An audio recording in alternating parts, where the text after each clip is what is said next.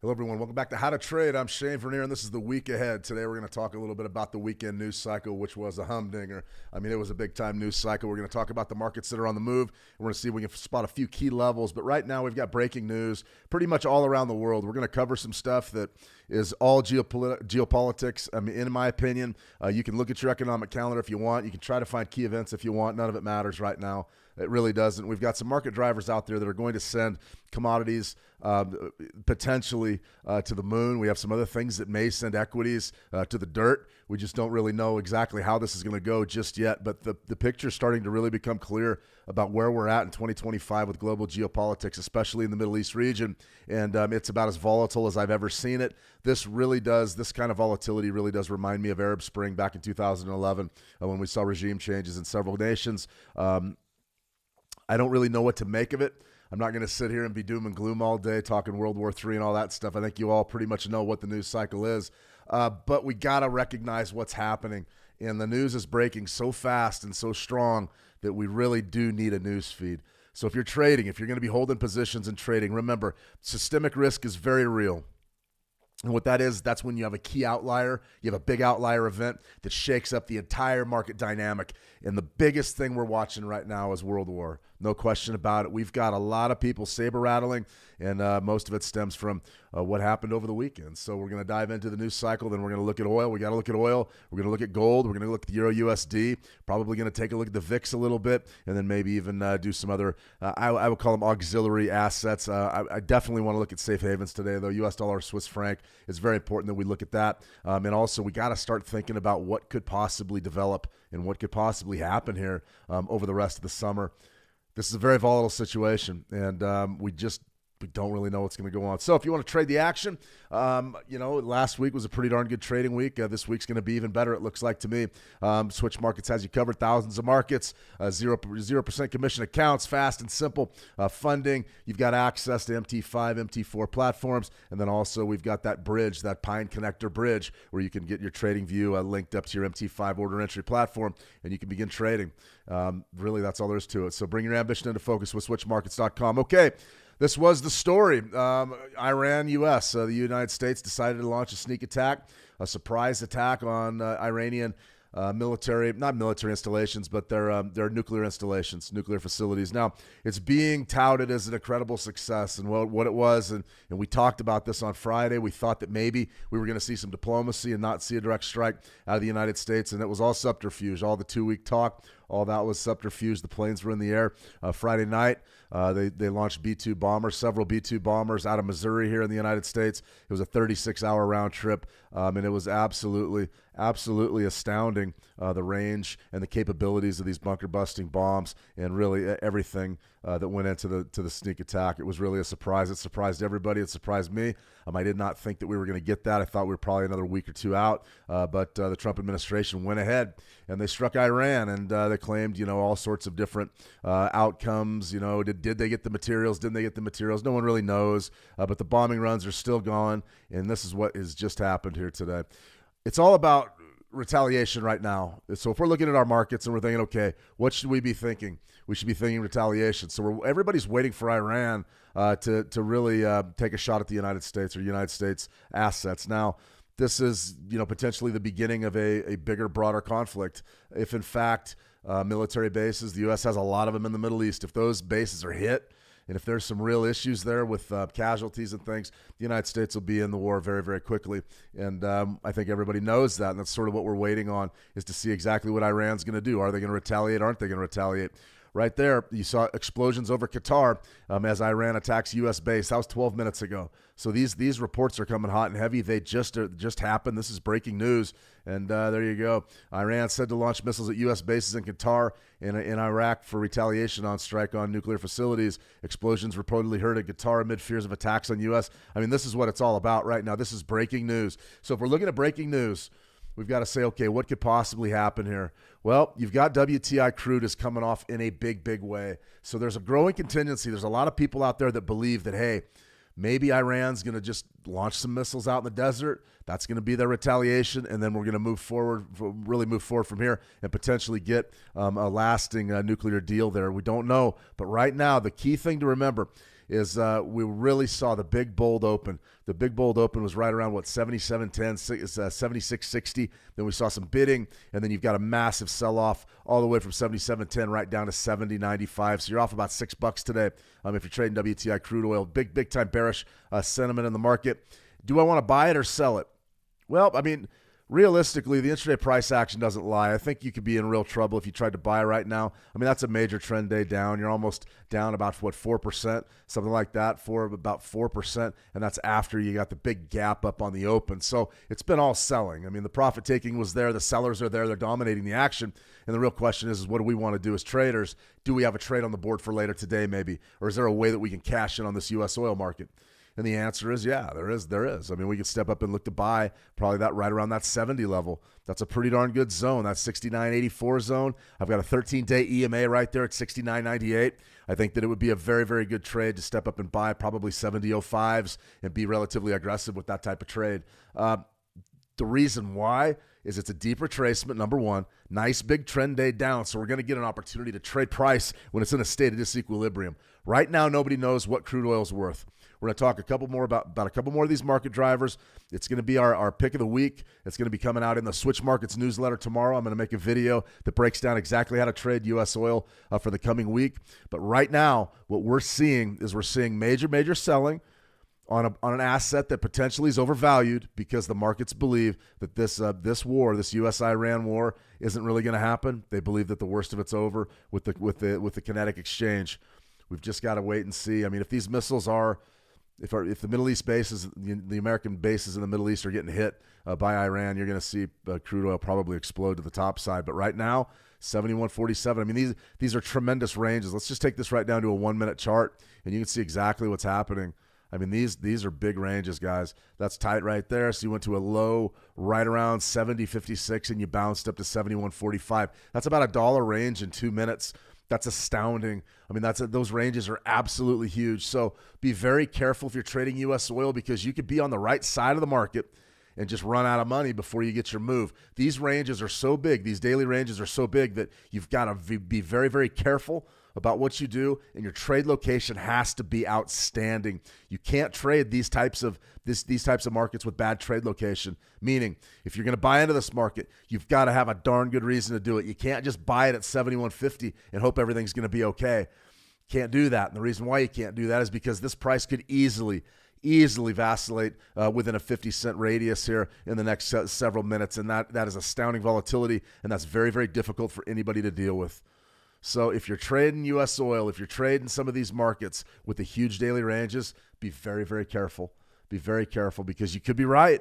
It happened to me a couple weeks back. I took some big losses on crude oil, and I was right about my market read. I just got stopped out before the move came. And when that happens, you're really stuck between a rock and a hard place. You really are. Okay, let's get back out to the news feed because this really is what today's all about.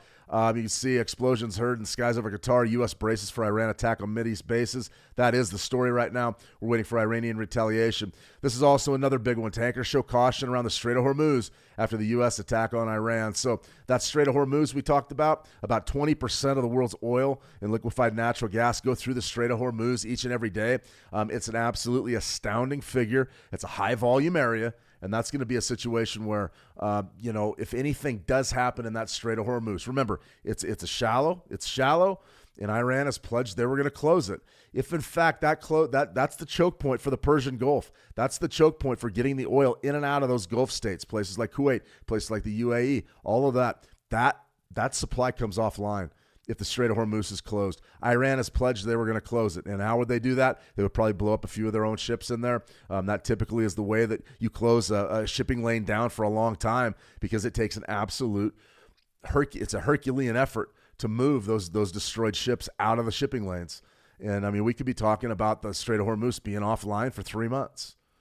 Could happen. It really could happen. So if in fact that is shut down, you're going to have a real challenge. You're going to have a real challenge trying to figure out what to do with all of that supply of crude oil that comes out of the Middle East each and every day. That will spike crude oil prices, no question about it. If you take 20% of the global oil traffic off the board for a given day, what do you think is going to happen to crude oil? You're going to see at least 85 or 90, at least. And I believe that you're probably going to see 100. That will happen. So we're watching closely. I don't know that it's going to materialize, though. Let's hope cooler heads prevail. Let's hope there's no big retaliations or terror attacks. That's really what we're looking at. You see oil has just been falling consistently. U.S. intel found Iran did not move nuclear material. So you've got people in the government saying, no, they got all the nuclear material. I don't know that I believe that. I think only time's going to tell. The Iranians have been very crafty with their nuclear program. They've managed to keep that going most of my adult life, even though the West has wanted to shut it down for seemingly ever since 2000. I mean, it's really been a hot button issue. Can you get rid of Iran's nuclear program? Well, I mean, it is what it is. We'll see if it's gone or we'll see if it's not gone. But right now, we just got to wait. We've got to wait. There's just way too much disinformation out there. There's way too much scuttlebutt. There's just way too much chatter for me to draw any meaningful conclusions. All right, so right here, you've got gold, spot gold. You've got XAU USD. This is pretty much what everybody's trading right now. And gold is, it's up. You would expect it to be up about 0.5%. It's not a huge day for gold, but it's an interesting day. We got the big move over the weekend. U.S. bombs Iran. Gold goes up. Yeah, we know that. That's not hard for us to ascertain. But what is hard is how to trade it, because the daily ranges are significant. They are big. And you've also seen sort of a real tight rotation here over the past couple days. So like there's last Thursday, there's Friday, there's today. You had really back-to-back dojis. Now, a lot of folks will trade that double doji formation as a reversal. That theoretically is a reversal pattern when you get a double doji. So when these dojis come across the board and you start to see them line up going, okay, that's a doji, that's a doji. The idea there is buyers and sellers have fought to a stalemate, but if they fought to a stalemate sort of after like a bearish directional move, that typically is a reversal indicator. So there's a lot of traders out there that love to trade double and triple dojis. They do it on short time frames. But this right here, I mean, this is really a relatively easy read for us. We want to be long. We want to be long gold. And the reason why is the incredible geopolitical uncertainty out there. So if we were going to trade this right now today, I would want to be looking for buy entries. I'm not really interested in selling. And our 4-hour chart gives us pretty darn good buy entries. So this right here is going to be your opening, 16 hours of the trading week, and something like this right from this spike low right up to that spike high. Now we're cooking with gas. Now we got an opportunity maybe to trade. I love that trade, 33.76. Love that trade. Love that trade. I think that's absolutely fantastic. And we're going to have an opportunity there potentially to trade that. It's only about $10 north. So if we do get a little bit of that wiggle, a little bit of that compression towards the end of the session here or in the afternoon, I would be more than happy to step up and take that trade, probably looking for $3 or $4 profit. I think it could be a good one. All right, let me see. I got a question right here. Dave F19. Good to see you, Dave. Hi, Shane. Please explain how you use the Bollinger Band 24 and the 13 EMA that you always have on your trading platform. Can you show us an example, please? Yeah.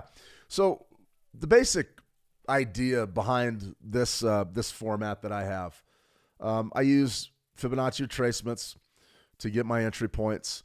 My 13-period EMA helps me sort of decide what the market's doing, and also Bollinger Bands help me decide if a market's trending or not. So if I'm looking at the Bollinger Bands and I'm saying, okay, what is this going to tell me just by looking at my bands? If I'm back here, I know the Bollinger Bands are open. I'm looking at that as just being pretty much a trending market, an intraday trending market.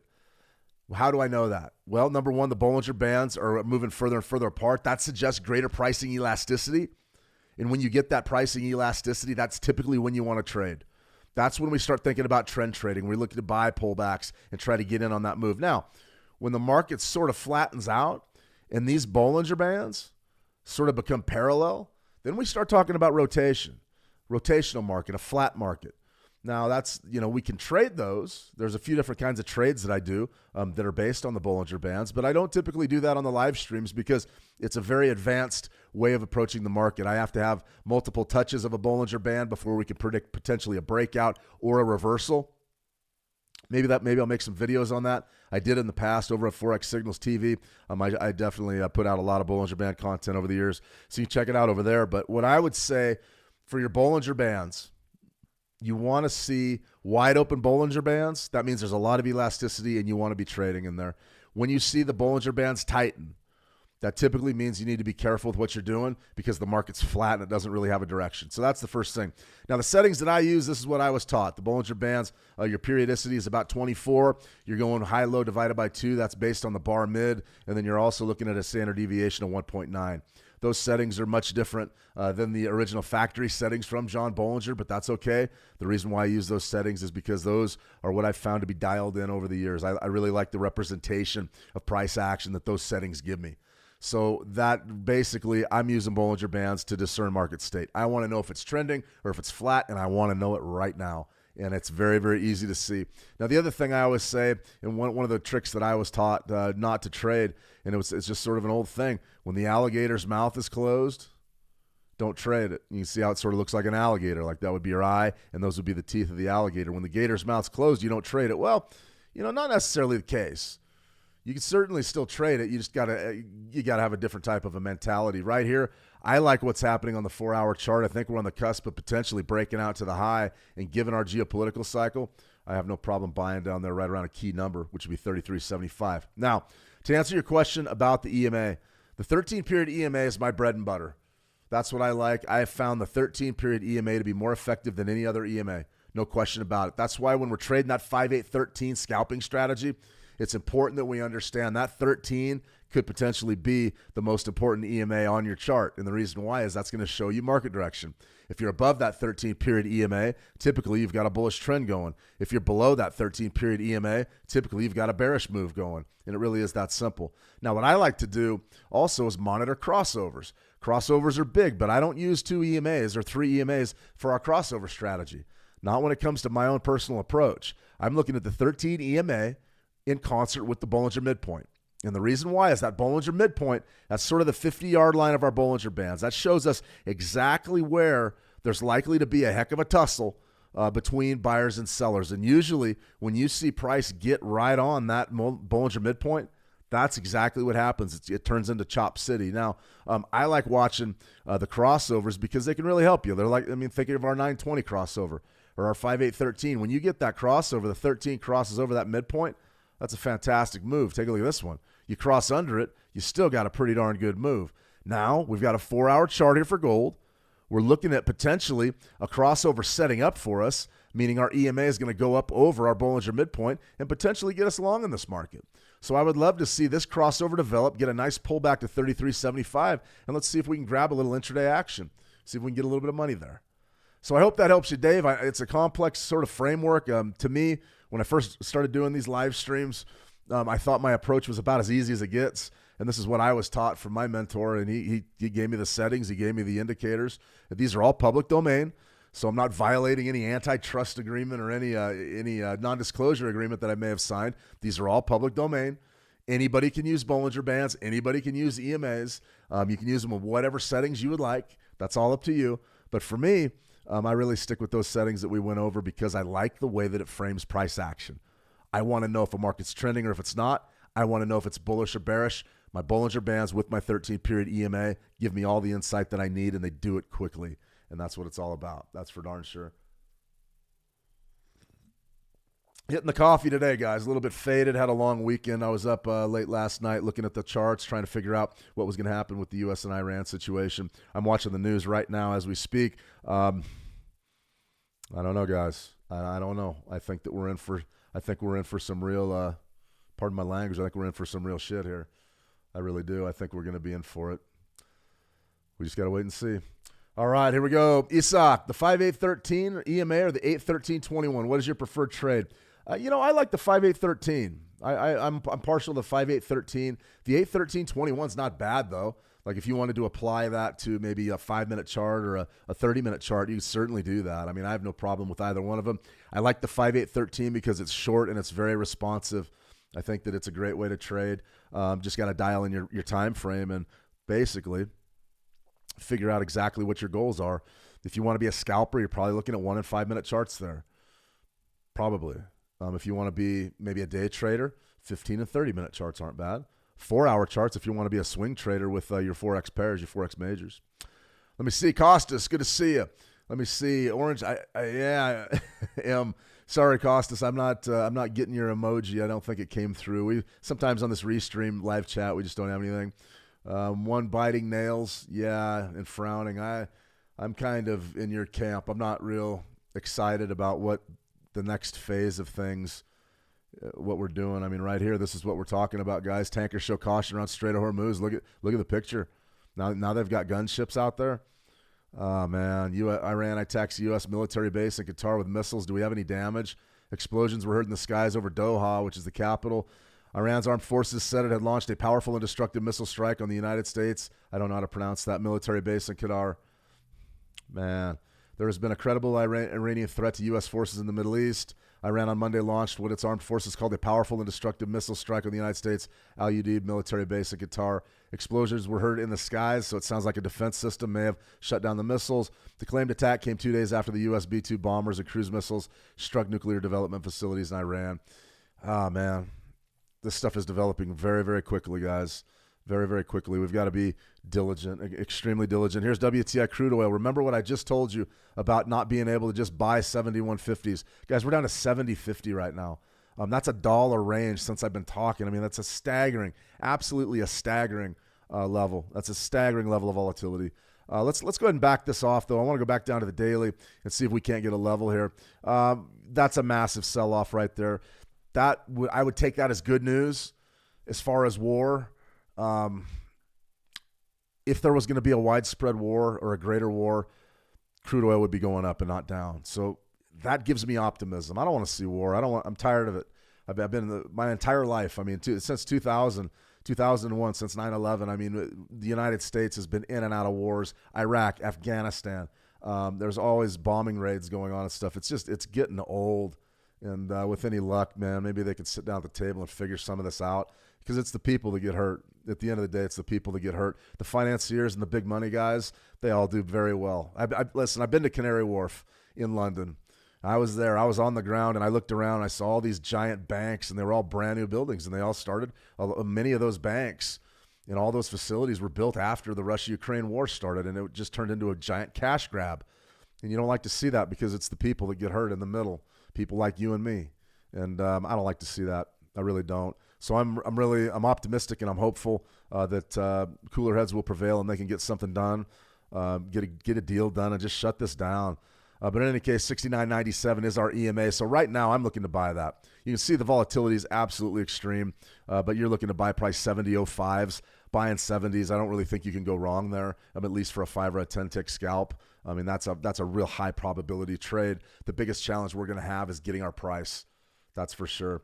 You can see right here, we've got just breaking headlines all the time. Trump slams Russia's Medvedev for claiming countries will give Iran nuclear warheads. I mean, it just really is. It's a very serious situation.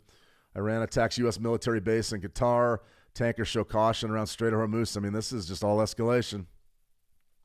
So, crude oil's coming down. We're buying 70s, no question about it. Let me see. Isak, thanks. I paid up and down today after last week's session. Yeah, I mean, it's tough. This is tough trading. I had a very good week last week, one of the biggest that I've had in a long time. I'm going to have another big week. Today, though, I'm sitting back and game planning. I want the levels to set up and give us an opportunity maybe to get something really, really good. I think $70 is really, really good, to be real honest with you. All right, Euro USD. This is a trade idea that I had out last week. It hasn't quite come into play just yet, but I do believe we're going to get an opportunity here. So you got 114.14, something like that, right at 38%. We're coming off in a big, big way. We're plus 130, or excuse me, plus 30%. So we're up a little bit, but this doji right here really tells us everything we need to know. A lot of indecision. We're trading inside of last week's range. Big daily range today, though, no question about it. I'm still down there looking to buy 114.25. I just don't really know when we're going to get it. All right, let's get right out to the safe havens here. We want to definitely don't ignore your havens. Safe haven, Swiss Franc. There's going to be a lot of money piling into the Swiss Franc now that you've got geopolitical uncertainty at the level that it's at. And when we start talking about what's going to be the big beneficiaries of potentially the geopolitical strife and the angst, number one is going to be commodities. Even though crude oil is getting destroyed today, there's still reasons to believe that it's going up. So we've just got to be patient there. Gold, you have to love the bullish side of gold. What does that mean for the dollar Swissy? It means you're probably going to have a bearish bias here. And the reason why is when we go into conventional wars, or when we go into uncertainty, and we go into all this madness, people love a few assets. They love US T-bills typically. They love Swiss francs. They love gold. They love silver. That's what they love. Speculatory plays or speculative plays are going to be in your energies, in your US oil. So if you're looking at trading today, it's really hard to ignore something like the Swiss. You've got 38% retracement right up there at 82.16. if in fact you get a test of that and then sell off, then you've got an opportunity there maybe to get a great trade. We had one last week, late last week. We went right up to 82.15 and sold off in a big, big way. I think that if we get another opportunity up there at 38%, you almost got to sell it and just sort of play that rotation. But right now we're bearish, bearish, bearish. So if you're trading the Swissy, it's important to understand market state. So sort of back to Dave's question, why do I use Bollinger Bands? We can see, we've got some good elasticity here on the weekly, and then you've sort of got that bearish break. And when you're outside of that lower Bollinger Band, I mean, this almost looks like a Bollinger W trade for those of you that have been with me a while. We haven't done a W strategy session in a long time, but this almost is what it looks like. Now, do we believe the bottom's in? I don't. I don't. I'm not buying it. I think that the Swissy can go much, much lower, but the real question is how much lower? Well, you can see that the yearly low was established back in April, something like that. It was established back in April, and that low was about 80.39. So if you're in that area, what does that necessarily mean to us? What does it mean to us? Well, it means that we haven't traded that zone since about when? Look at that. August of 2011. We're in some rarefied air right now. If you guys remember 2011, I do very, very well. It was absolutely a horrible time to be doing anything business-wise. It was a horrible time to try to find a job. It was a horrible time for just the global economy. That was the great meltdown, the 2008 to 2012 global financial crisis. That is what it was. And you could see just how strong the Swiss franc got down in there. So you've really got, 20-year lows. Are we going to visit those 20-year lows? I don't believe so, but maybe. 70.76 right now, we're trading about 81.25. You can see that this is just a tremendous amount of trade. Tremendous amount of time has gone by. Really a good portion of my adult life is what's caught up in those candles. But something like this is potentially a nice big bearish breakout. And I think we're going lower. I would be looking probably to be a bidder, but I wouldn't be bidding until we get tests of these big round numbers. So when we're trending, and we are trending, and you're looking at about 81.25, I would say probably your next big round number would be 81 even. But this area right down in here, maybe 80 flat. It's not a bad area at all. It's 80 flat. So I would be watching 80. Probably step up and take a scalp play right above 80. But right now at 81.26, I don't really want to do anything. If you said, Shane, okay, you got to make a trade, gun to your head, what are you going to do with the Swissy? I would be holding shorts. I wouldn't be holding longs. I don't want to get caught holding the bag. Okay, U.S. oil just broke again. Right now, the heat is on. As they say, the heat is on that 70 level, and we're seeing just an absolute crater job. Really just an absolute crater job here in WTI. I'm actually very happy that I didn't get in on that trade, but the low right there, 70.42. The volume is insane right now. I mean, the volumes are absolutely insane, but you can see our key level is starting to put up a fight right there, and that big-time zone was right around, 69.84, but I have to tell you that if that doesn't hold and this market does go low, it's going to go way low, and you're going to be looking at something like a 67. So this is very, very encouraging right now. Our oil market is basically telling us that maybe this is much ado about nothing. Maybe the Iran-U.S. situation is going to dissipate. And I find this absolutely fascinating that oil is tanking. Oil is tanking right now as Iran is launching at Qatar. Maybe they missed Qatar on purpose. Maybe this is just a posturing move. I don't really know, and I don't think anybody knows just yet. We will know probably in another hour or so once we get some intel on where these missiles landed. Let me see what we got here. See if I can just find something real quick. But this is trading. I mean, if you want to be a trader, this is it. Okay, Iran confirms missile attack. Iranian attack on U.S. base underway. Iran files missiles at U.S. targets in Qatar and Iraq. Several explosions heard over Qatar capital 6 minutes ago. Yeah, I don't know. We're not getting any intel on where the missiles landed. That's what we need. Let me see, Eli. Let me see. I've been staying out of the markets. I don't blame you, Eli. This is touchy stuff. This right here, though, I mean, you're starting to see, what it is to be a trader. There it is. There, boom. Come off, bang. There's your hammer right there. Your hammer's coming off your key level. Your key level's right there, right around 69.84, and you're back up to 70.12. That's a tough trade to take. Your low right there, 69.59. Could you have taken a draw like that?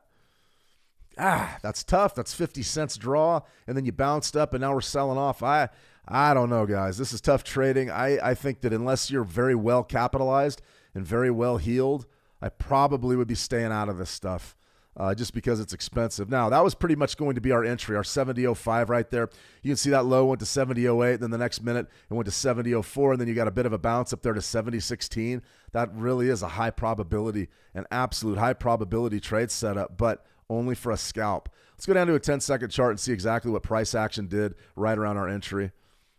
Yeah, it was a good trade. Came off right there, 70.08. Then right there's your hard strike. Bang, 70.04.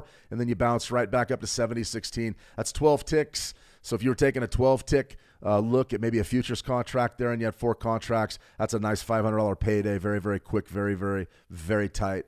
Very nice. But you can see on a 10-second time frame, guys, we've just got staggering volumes. We've got a lot of action. I mean, if you were going to trade anything, you probably would just be trading WTI crude. But take a look at these volumes. These are 10-second blocks. 352 contracts, 551, 664, 446. There's a tremendous amount of action in there. Everybody's trading WTI right now. I would be extremely careful, though. Remember, guys, you can get chewed up and spit out really in a big, big way. You could be right. You could be right about the market's direction and still lose. And that's the challenging thing about trading these huge ranges. Take a look at these 30-minute bars. Look at these ranges.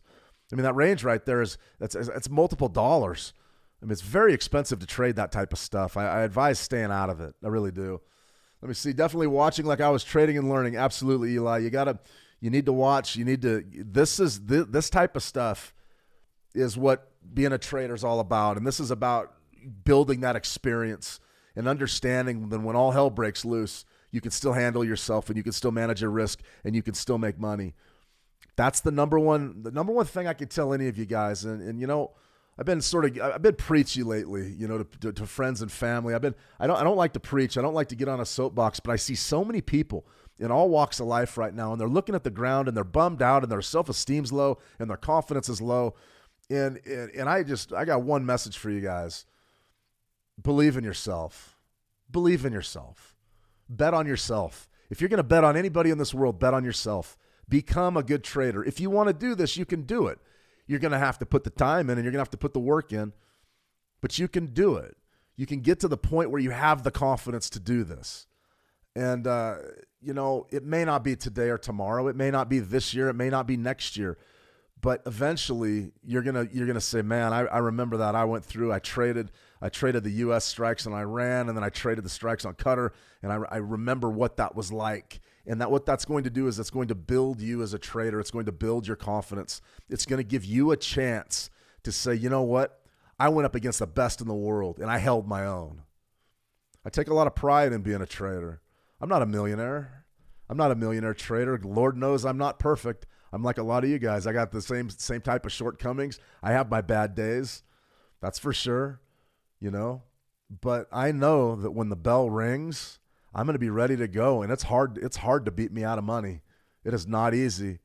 It's hard, and I take a lot of pride in that. And the last thing I'm going to say is when you trade, you're going up against the best, the brightest, and the smartest, and the richest. You're going up against all those people.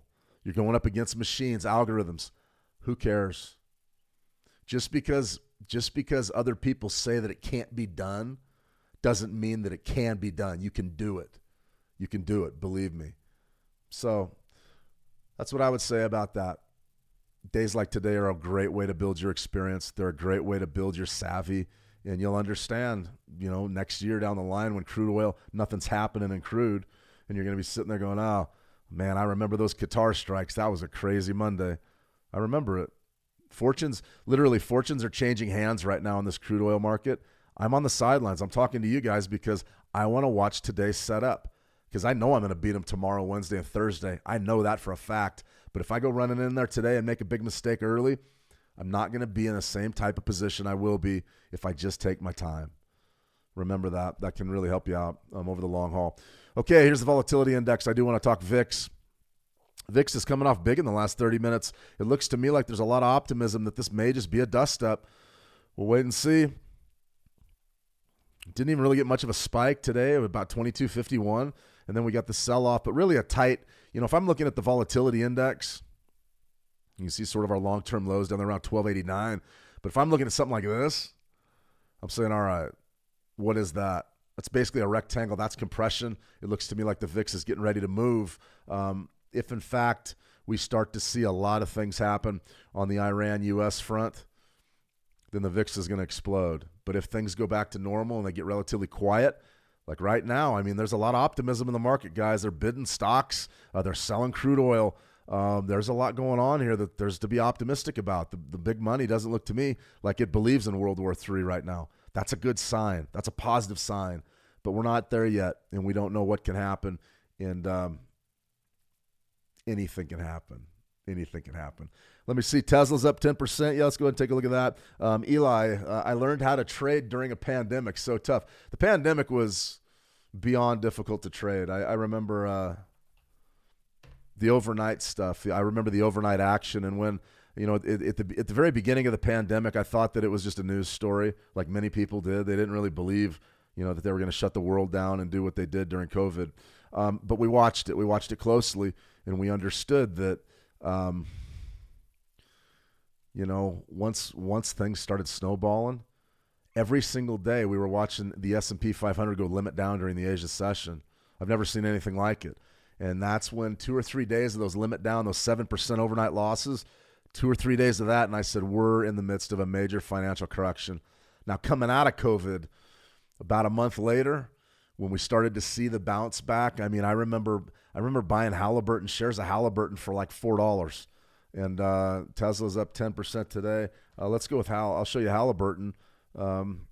Halliburton's up at 21. But if you go back, get in your way back machine and check out where we were.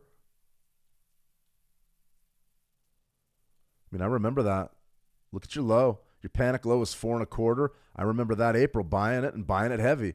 Buying right around $6-7 a share, and then you saw just the monster run up for Halliburton all the way up to 43. I mean, that's a 10 banger. That's a big time trade. And look at, I mean, it just didn't take that long, 18 months or so, and you're up tenfold. Millions and millions of dollars changed hands there. Millions, billions. That's crazy. It's crazy stuff. So if you traded during COVID, then you know the adversity that we all faced. And I remember I was on a podcast back then. It was Daily Markets Decoded with, it was like FX Street or something. It was one of those big outfits out of Europe. And they had me on a podcast to give what I thought on the markets. And I just flat told them, I said, listen, this is ugly. There's going to be some companies in the S&P 500 that don't make it. But buying the dip here is the play. It is the play. And a lot of people made a lot of money buying the dip there because it was an artificial dip. You couldn't keep stocks down. You really couldn't. I mean, the market did in fact crash, but then it did bounce back in a big, big way. So I was very, very happy with the way that it rebounded. I thought there were some great trades in there. Halliburton was one of them. I remember Boeing. We got Boeing for like $78 a share. That was a big one. One that I took a bath on and lost was Hertz Rental Car. I thought Carl Icahn buying the company, he was going to be able to do something, and they ended up going into bankruptcy, but I should have held on to the stock because I believe they're still trading Hertz Rental Car, if I'm not mistaken. But I had just a hot buy on it. And you can see, yeah, I mean, you're still trading Hertz at what? $6.15 a share. But I remember this was just went way down to absolutely nothing right down in here. Right around what was it? The low was 40 cents. There was a tremendous opportunity here to trade, and I bought just a ton of Hertz. And instead of holding it through the bankruptcy, I unloaded it. I unloaded it right in here. Did okay on it, but it could have just been an absolute monster after the bankruptcy restructuring was finished. That was one of those that I've been kicking myself over for a few years. That and selling Bitcoin. At one time, I had some Bitcoin, and I ended up selling them just because I didn't believe in Bitcoin. I won a bunch of money gambling online, and I got paid in Bitcoin. And the thought did cross my mind. I said, Shane, you got to save these Bitcoin. And instead, I just cashed them in for the money. But that was back when Bitcoin were going for like $300 a piece. So something to think about there. Let me see, Gojo. Which pair is active on the orb? I don't, for right this minute, we could talk orbs probably tomorrow. But if you were, just look at that first 8 hours, I mean, you have to really be looking at the yen. The yen's, this is sort of a level that we had out for a long, long time, and the yen went up and just absolutely gave us a nice kiss right there at 147.11. And it was just fantastic stuff. So we went up, we rallied today, we got our level. Your high up there was 148.03. Why do you think that happened? It's all about the war. It's all about war. The yen is, in many ways, it's a safe haven. It's not, it's not like gold or silver, the Swiss franc, where people want to hold it. It's a diversification tool. So a lot of folks will buy yen and they'll sort of put it alongside of their other holdings just to make sure that they're covered, because they know that, okay, if the dollar goes down, I'm going to win with the yen, or if some of these other things happen, then I'm going to have good exposure to the yen. So a lot of folks play the yen, put it in their portfolio just as a hedge against some systemic risk. And right now, when we're talking war, we're talking escalation, systemic risk is the name of the game.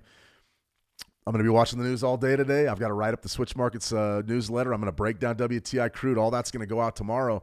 But for right now, right this minute, we've got to be just hyper vigilant and hyper focused on what's going on in the Middle East. Be ready for more attacks from Iran. I don't know if they're going to ratchet up the pressure.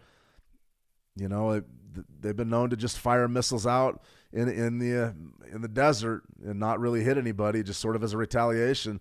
But I mean, these reports are coming. They're coming through hot and heavy. 6 minutes ago, 3 minutes ago, more missiles. I don't know. We just got to wait and see. But this dollar yen right here, pretty good stuff. Really a beautiful level there. If you got that trade, that 147 trade, probably would have been tough to hold. You'd had to hold it, 100 pips. But the action's there, and this is going to be a pretty good trade, I think, as we move deeper into the week. I would definitely want to be short rather than long. That's for sure. Let me see. Stefano, gold hit 33.75. Yeah, are we looking here? There's your bounce. There it was. Yeah, I mean, that's just a beautiful trade. I don't really know what else to say about it. I mean, we nailed it. We nailed that one. There was no question about it. There was our 4-hour chart. There was our Fibonacci retracements. We knew 38%. We wanted to buy there. You wanted to buy 33.76s, something like that. You had to take a little bit of a draw, but go down to that 5-minute chart. That's a beautiful thing. Low right there, 33.75 3/4, and then you bounce right back up to 82. You should be in and out of that. Already taking your $5 or $6 profit. That right there is what I try to do. That's it. Longer term time frames, anchor points, execute on short time frames, get in, get what you're going to get front and center, get in, get out, on to the next one. That's a thing of beauty. That's for sure. All right, guys, I'm going to go ahead and sign off here. I've gone on long enough. I knew this was going to be a long stream, though. Not many questions. I've only got a few of you in here today, and that's just fine. If you want to take a 3-day weekend, I don't mind. Mondays for me are always about game planning. We plan, and then we trade. Today's a great day to get your mind straight. If you had a long weekend, if you were up too late, maybe you were at the pub too late, you got a long weekend, you got to get that mind straight, get the cortisol levels down, get your stress levels down, be cool as a cucumber. Tuesday, Wednesday, Thursday, you can make more money in that 72 hours than you can sitting around for a lot of Mondays. Although today we had 2 really beautiful trades while we were online, and that was the WTI scout buy, and then you've also got that gold 4-hour pullback buy was just a beautiful thing. So that's a good thing. All right, guys, I'm going to go ahead and sign off. Lita, always a pleasure. Lita, you're welcome. Eli, you're welcome. Thanks for joining me today, guys. This is, I talk a lot. I probably, it's one of my things that I got to work on. I try not to say too much in my own personal life. I try to keep my mouth shut, but sometimes I just end up running my mouth, and it's gotten me into trouble, but it's also gotten me into pretty good stuff too. So I'm going to refrain from predicting how this war is going to go.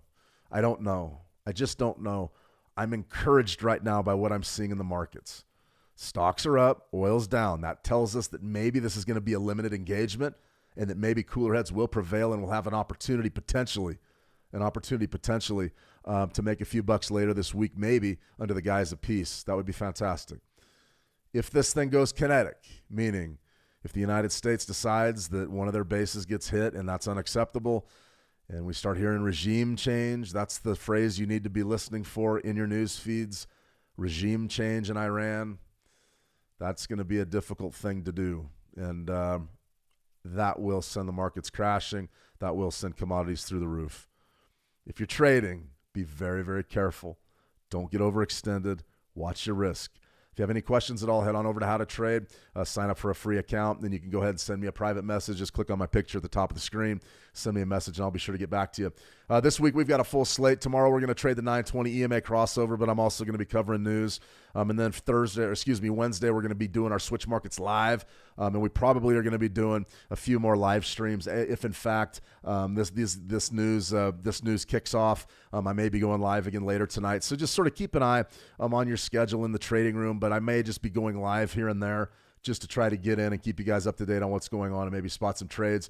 Right now, it would be the time where you would want to be on. I mean, I probably should just be live streaming all day and covering things as they happen. Unfortunately, I've got some other tasks that I need to complete, at least for today. But we will be streaming a lot this week, and these streams are going to be long. So if you have any questions at all, bring them, and I'll do my best to answer them. All right, guys, stay safe out there. Trade the action well, and we'll talk soon. See you.